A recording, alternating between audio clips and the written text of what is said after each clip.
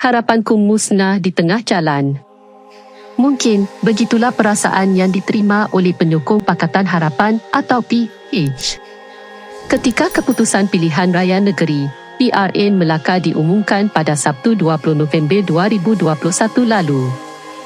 Mandat yang diberikan oleh rakyat Melaka kepada Barisan Nasional BN untuk kembali menerajui pentadbiran kerajaan negeri membuktikan bahawa rakyat secara umumnya mahukan kestabilan politik dalam memastikan kemajuan dan kemakmuran dicapai. Menurut dosen kanan Sains Politik, Fakultas Sains Pentadbiran dan Kajian Dasar Universiti Teknologi Marar, UITM, Mujibu Abdul Muiz, apa yang berlaku sebelum ini tidak ada kestabilan politik yang telah menyebabkan kemelut politik tidak berkesudahan.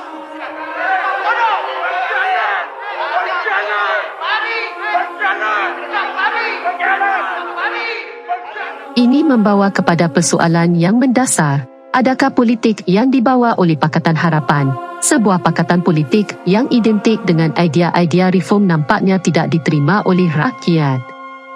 Bukankah PH adalah sebuah pakatan oposisi yang selama ini tampak solid dan lebih popular dari kalangan rakyat? Bahkan jangan kita lupa, Pakatan Harapan yang terdiri daripada PKR, DAP dan Amanah adalah tiga parti yang banyak terinspirasi dari kejayaan-kejayaan parti reform dari luar negara, khususnya dari negara Islam. Seperti parti AKP yang dipimpin oleh Presiden Recep Tayyip Erdogan di Turki dan Rashid Ghannouchi di Tunisia. Saya Yasmin Siregar. Inilah drama politikus. PH harus belajar ulang dari AKP dan Erdogan.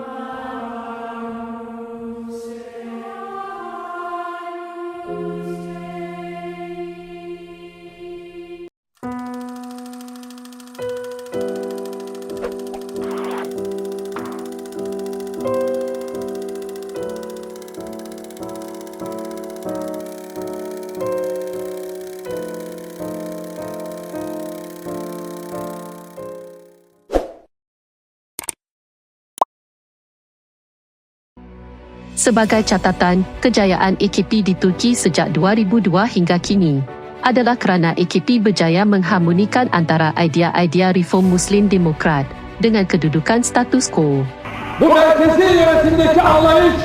Seperti dominasi golongan militer tentera di negara Turki. Turki pula adalah sebuah negara umat Islam yang sangat kental idea-idea anti-reform, seperti sekularisme dan anti-Syiah Islam sewaktu ketika dahulu.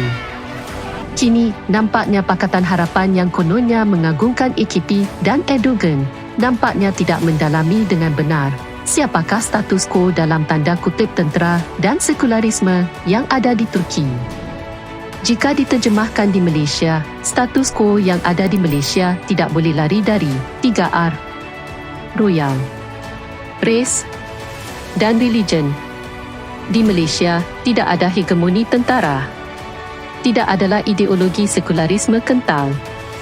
Yang ada adalah 3A tadi, yang menjadi paksi kepada politik orang-orang Melayu.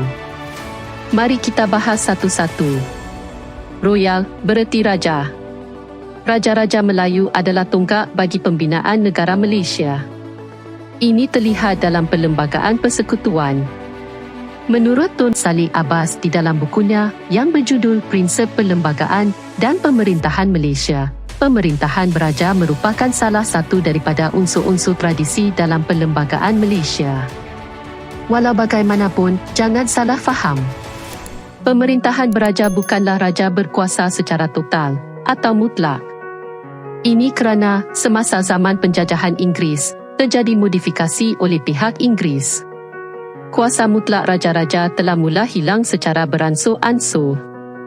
Bermula daripada sistem residen yang menghendaki raja-raja Melayu menerima seorang penasihat Inggeris, hinggalah penubuhan Malayan Union pada tahun 1946, dapat dilihat bahawa pihak British telah mengurangkan kuasa dan kedudukan raja-raja Melayu. Setelah Malaysia mencapai kemerdekaan pada tahun 1957, sistem pemerintahan beraja telah dikekalkan. Walau bagaimanapun, ia telah disesuaikan dengan konsep demokrasi berparlimen yang diamalkan di negara kita. Muncullah konsep raja berperlembagaan atau raja konstitusional. Ini berarti kuasa raja dibatasi oleh konstitusi atau perlembagaan. Res pula adalah bermaksud bangsa. Politik Malaysia tidak terlepas daripada etnokrasi. Istilah etnokrasi mula diperkenalkan oleh Geoff Wade dari Universiti Kebangsaan Singapura. Dalam tesis beliau menjelaskan the origin of etnokrasi atau asal muasal politik berasaskan kaum di Malaysia. Ini ada hubungan dengan strategi pecah perintah pihak penjajah yang bekerjasama dengan golongan bangsawan yang mentadbir tanah Melayu, juga ada hubungan dengan pembawaan politik yang diasaskan oleh Parti UMNO semenjak 1948 lagi. Ini sudah kami bahas dalam video sebelum ini. Silakan semak kembali jika anda belum menontonnya. Ketiga adalah religion. Agama adalah alat tunggangan yang sangat menguntungkan bagi dunia politik di Malaysia. Nama Allah, nama malaikat, bahkan nama syaitan juga sering menjadi modal dalam politik. Ini tidaklah bermakna golongan reform haruslah memanipulasi agama untuk tujuan politik. Namun, secara positif, ini memberi isyarat bahawa seorang politikus dan parti politik haruslah datang dari orang-orang beragama. Ini selaras dengan prinsip rukun negara yang pertama, kepercayaan kepada Tuhan. Prinsip rukun negara yang lain juga merangkumi royal, iaitu kesetiaan kepada raja dan negara.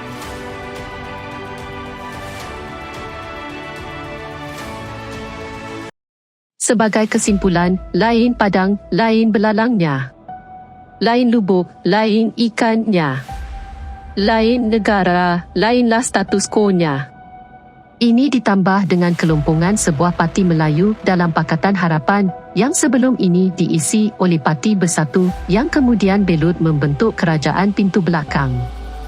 Sementara itu, Parti Pejuang pimpinan Tun Mahathir juga nampaknya sudah tidak berminat dengan Pakatan Harapan, khususnya Anwar Ibrahim.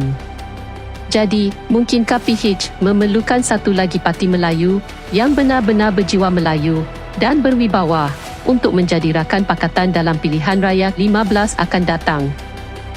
Kami katakan begini kerana melihat kepada parti-parti komponen dalam PH seperti PKR dan Parti Amanah yang hanya berebut kerusi campuran dan tiada parti yang punya akar rumput yang kuat di kawasan Melayu. Atau jangan-jangan pada pemilihan akan datang tiada lagi Pakatan Harapan. Mungkin ada yang bersendirian dan ada yang merangkul kawan yang baru. Bagaimana menurut anda?